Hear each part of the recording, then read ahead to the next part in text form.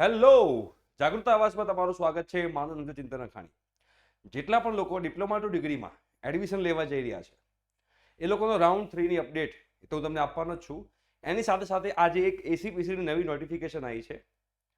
જે લોકો diploma two ડિગ્રીના એડમિશનમાં ડિસ્કોલિફાઈડ થયા હોય સ્ટુડન્ટ્સ, ગમે તે રીઝનના કારણે, બેકલોગ હોય એના કારણે, યા તો તમારા કોલેજનું રિઝલ્ટ ના આવ્યું હોય એના કારણે, તો એ ડિસ્કોલિફાઈડ સ્ટુડન્ટ્સ જે છે એનું લિસ્ટ જે છે આવી ગયું છે. એની લિંક જે છે હું નીચે ડિસ્ક્રિપ્શન બોક્સમાં મૂકી દઈશ.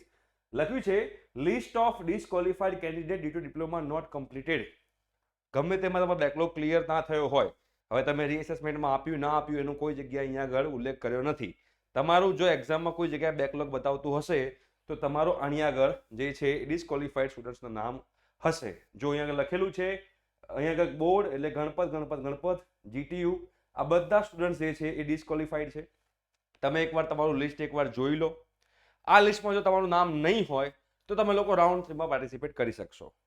જો આ લિસ્ટમાં તમારું નામ છે તો અત્યારે જો તમને કોઈ એડમિશન મળ્યું હશે તો પણ તમારું એડમિશન એ કેન્સલ કહેવાશે અને તમે જે ટોકન ફીસ ભરી હશે ટોકન ફીસ તમને પાછી મળી જશે અને 2 થી 3 મહિનામાં તમને ટોકન ફીસ તમારા એકાઉન્ટમાં ટ્રાન્સફર થશે. તો આ બધા જે છે એ લિસ્ટ ઓફ ડિસ્કોલિફાઈડ સ્ટુડન્ટ્સનું લિસ્ટ છે. જે લિંક જે છે હું નીચે ડિસ્ક્રિપ્શન બોક્સમાં અવેલેબલ રાખું છું, જેના કારણે તમને લોકોને આઈડિયા આવશે. 17 પેજ છે, લગભગ 150 થી 200 સ્ટુડન્ટ હશે કે જે લોકોને ડિસ્કોલિફાય કરેલા છે. રાઈટ. તો હવે આ ડિસ્કોલિફાઈડ થયાના કારણે એ લોકોના એડમિશન કેન્સલ થશે અને એ લોકોના જે એડમિશન કેન્સલ થશે એના કારણે એ બધી કોલેજોમાં આ લોકો જે કોલેજની જે બ્રાન્ચમાં એડમિશન લીધું હશે એ કોલેજની એ બ્રાન્ચમાં સીટ્સ ખાલી પડી રહેશે. જેના કારણે હવે લેટેસ્ટ વેકન્ટ લિસ્ટ જે છે તમારું આવશે બહાર પડશે. એ ક્યારે બહાર પડવાનું છે તમે લોકોને એ પણ કહી દઉં કે જે વેકન્ટ લિસ્ટ છે આ ડિસ્કોલિફાઈડ સ્ટુડન્ટ જે છે એ આવી ગયા પછી તમારું જે વેકન્ટનું જે લિસ્ટ છે, display of vacant seats due to non eligibility after result verification vacancy due to online admission cancellation 9 August જે છે એ તમારું આવવાનું છે. એટલે આજે 9 ઓગસ્ટ છે, એટલે આજે કાં તો કાલે આવી જશે તમારું ડિસ્કોલિફાઈડ સ્ટુડન્ટ્સના લિસ્ટ પછીની ખાલી જગ્યાઓ પડી છે વેકેન્ટ સીટ્સ જે છે એ. અને એના આધારે રાઉન્ડ 3માં પાર્ટિસિપેટ કરવાનું જે ડેટ જે છે 10 ઓગસ્ટ છે.